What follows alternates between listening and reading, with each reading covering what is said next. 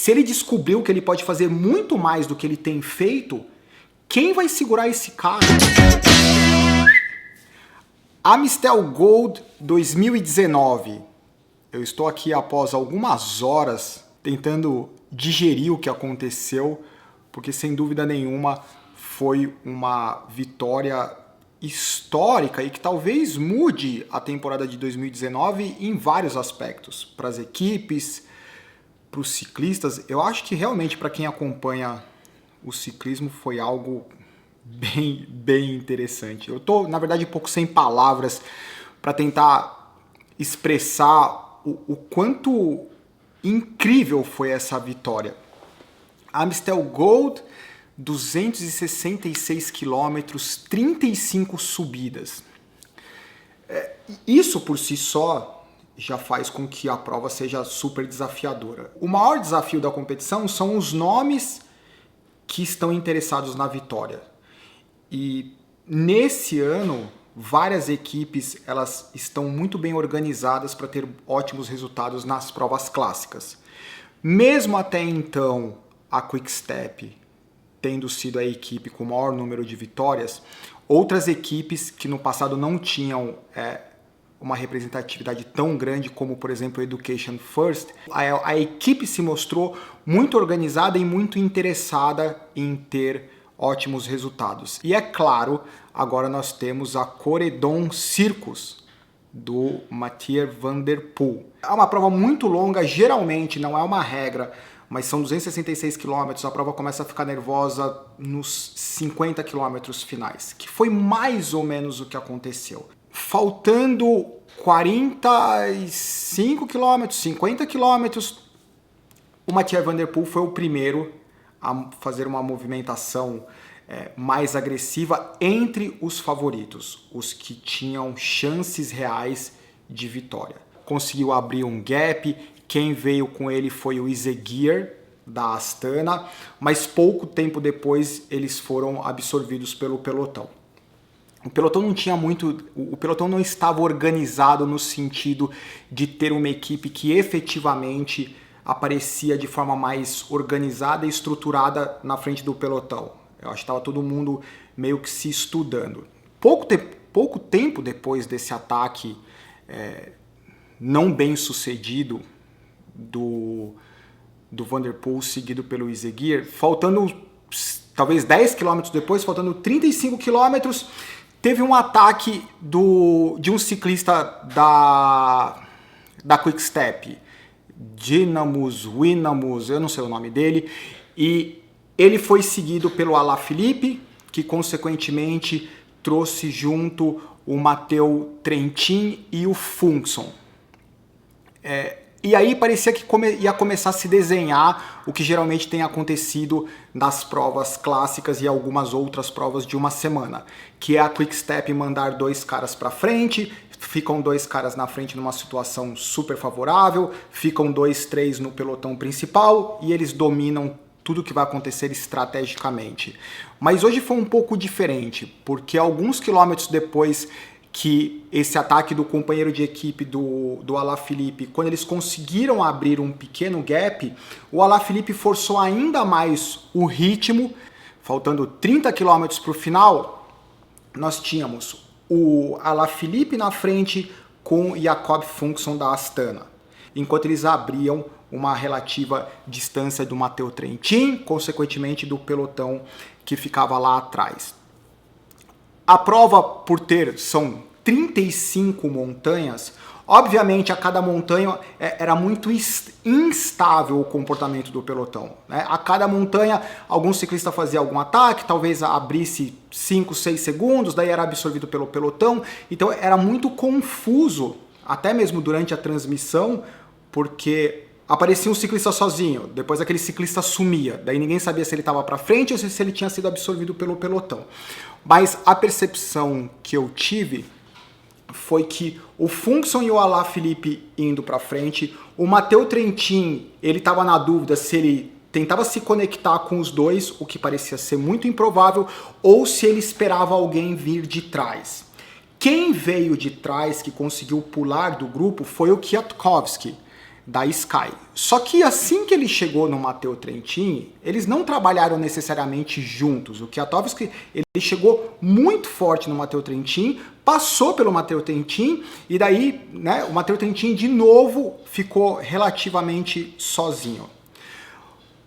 Pela história da Strada Bianchi, que aconteceu, a Strada Bianchi foi o Alaphilippe que ganhou, com Fuglsang em segundo e o Van Aert em terceiro.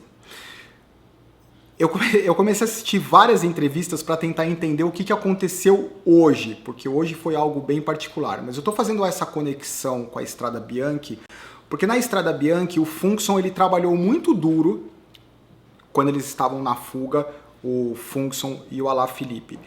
E no final das contas o Alaphilippe ele é um ciclista mais potente, principalmente no sprint, e ele acabou ganhando a Strada Bianchi. Talvez existisse um receio de acontecer a mesma coisa, o Fuglsang colaborar muito com o Alaphilippe e no final das contas o Alaphilippe dava um sprint e ganhava. Então, na entrevista que o Fuglsang deu imediatamente após a chegada, ele estava frustrado porque ele recebeu ordens da equipe de não colaborar mais, principalmente após a última subida, que estava a 7 km da chegada. Nessa última subida ele fez uma tentativa de deixar o Alaphilippe para trás, ele não conseguiu deixar o Alaphilippe para trás. A partir desse momento, rádio não ajuda mais o Alaphilippe. Vai para a roda dele, problema é dele. Se ele quiser fazer força, ele faz força. E daí ele perguntava pelo rádio, mas quanto tempo nós dois temos de vantagem do grupo de trás? Ah, vocês têm 1 minuto. E não era bem 1 minuto, então o Fuglsang estava bem frustrado em relação a esse contato com a equipe Astana. Ele não ajudou, o Alaphilippe também não quis fazer força, isso tudo foi permitindo com que o Kwiatkowski fosse diminuindo o tempo, o Trentin fosse diminuindo o tempo, mas especialmente dessa história toda, tem um cara especial, Mathieu van der Poel. Voltando um pouco, tinha essa última subida faltando 7 km. Só que a penúltima subida estava a 16 km da chegada. Nessa penúltima subida, tiveram alguns ataques. Alguns ciclistas, como Romain Bardet, mais 2 ou 3 ciclistas, Simon Clark, o Maximilian Schockmann, da Bora, eles se destacaram do grupo. Só que quando o Mathieu van der Poel chegou nessa subida, ele falou assim, ok, eu tô ficando para trás nessa história, deixa eu fazer força. E ele começou a puxar um grupo, sozinho, fazendo força, sem revezar. Ele começou a puxar um grupo e tirar a diferença entre todos que estavam na frente dele. Então ele ia passando por todos os ciclistas que tinham feito alguma movimentação mais agressiva e ele foi coletando os ciclistas. Ele lá, com o pelotão atrás dele, ele pegava os caras e jogava para trás da roda dele. Pegava o cara e jogava para trás da roda dele. Faltando 2 quilômetros, talvez menos do que isso, o Fuglsang e o Alaphilippe continuavam com o joguinho de xadrez deles, que não estava dando em nada. O Kwiatkowski conseguiu diminuir a diferença deles. Né? Só que atrás, 20, 30 segundos, o Van der Poel ele vinha coletando um pelotão gigante atrás dele, só ele fazendo força. Resumo da história, essas diferenças de tempo foram diminuindo até 400 metros para o final. Quando aparentemente Fuglsang e Alaphilippe iriam definir no sprint final, com Kwiatkowski com uma chance de chegar ali entre os 3 primeiros.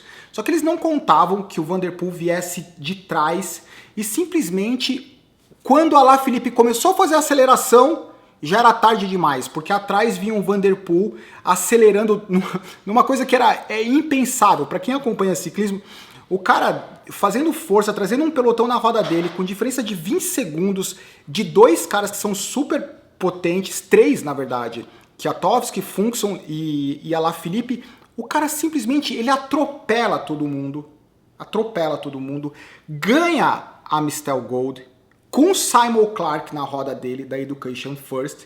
Né? Em terceiro, o Fuglsang. E em quarto, o Julien Alaphilippe.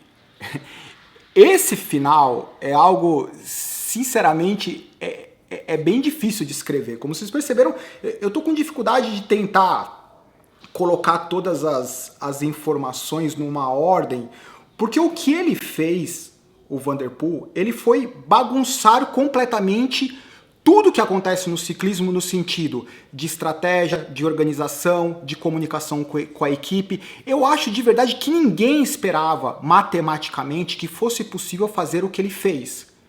Além de não ser possível matematicamente, não era possível fisicamente.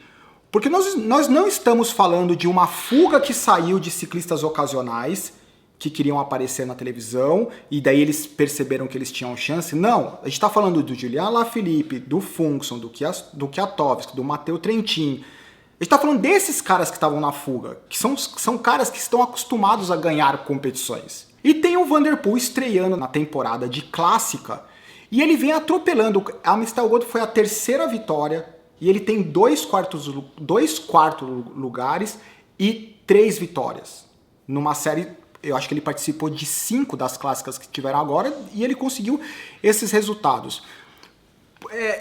E é engraçado que é a primeira competição. É a primeira competição que eu vejo o Mathieu Van der Poel dando risada. Primeiro ele sofrendo, ele não acreditava, ele colocava a mão no capacete. Foi a primeira vez que eu vi ele com uma manifestação de algo que ele não estava acreditando no que ele era capaz. Porque até então, todas as vitórias cyclocross, mountain bike e até então do ciclismo, a impressão que dava é que ele sempre termina mal-humorado, ele sempre sabia que ele era capaz de fazer aquilo e parece que mesmo quando ele ganhava, não era bom o suficiente para que ele ficasse feliz. E hoje foi o primeiro dia que talvez ele tenha feito algo que nem ele imaginava que ele era capaz. Ou seja, o que acontece com a cabeça do atleta a partir desse momento? É como, eu não sou um cara do videogame, mas sabe quando você fica jogando videogame, você não consegue passar de fase, daí quando você consegue, você percebe que você mudou de nível? O problema é que se ele desbloqueou essa próxima fase do desempenho dele, psicológico, físico, a combinação dos dois, se ele desbloqueou isso, e parece que aconteceu, se ele descobriu que ele pode fazer muito mais do que ele tem feito, quem vai segurar esse cara? Simplesmente incrível e super importante. A equipe dele tem aparecido de forma discreta, mas existe um trabalho de equipe bem considerável. Inclusive, em algum momento, em alguma das movimentações que saiu um grupo, tinha uns ciclistas da Corendon Circus, que é a equipe dele, né? Existe um apoio, existe um trabalho de equipe diferente do que geralmente acontece com caras do passado que trabalhavam sozinhos e tinham uma ótima qualidade. Rob McEwen no passado, mais recentemente o Peter Sagan, que, diga-se de passagem, Peter Sagan, acho que antes do meio da competição, ele saiu fora da competição, eu não sei exatamente qual é o motivo, mas o Peter Sagan está numa situação super delicada. Ainda mais que o Van der Poel desbloqueou o próximo nível dele. A Corendon Circus, que é a equipe do Van der Poel, é super comprometida com assistência a ele e os caras sabem trabalhar em equipe. Daí, de novo, na competição que foi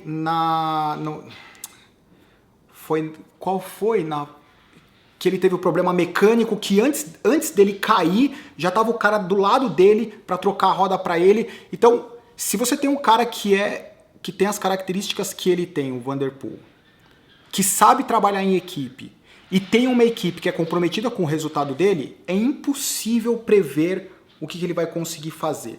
Agora, o ciclismo também tem uma característica muito eficiente de identificar talento, identificar as possibilidades e ajustar as estratégias para anular todas essas características. O maior exemplo disso, o Alaphilippe, que talvez tenha sido o ciclista que mais se sente frustrado nesse momento, talvez pela falta de comunicação com a Quick-Step, do que estava acontecendo.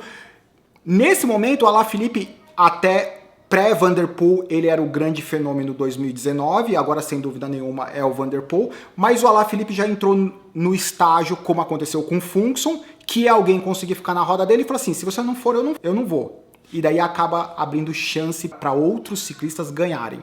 Então é bem provável que aconteça isso num intervalo de tempo muito curto com o Van der Poel. Daqui um pouco o Van der Poel, se ele não puxar, ninguém puxa, se ele não atacar, ninguém ataca, e daí ele fica exposto. Mas pelo que parece nesse momento, ele não se incomoda em puxar, ele não se incomoda em atacar, porque mesmo assim ele consegue ganhar. Então, super curioso para o que vai acontecer nas próximas etapas. Por favor, coloque o complemento de informações adicionais, porque eu acho que deve ter ficado um pouco confuso. Eu não diria esse resumo, mas esse bate-papo sobre a Amstel Gold 2019, uma das corridas mais emocionantes até então. Tchau!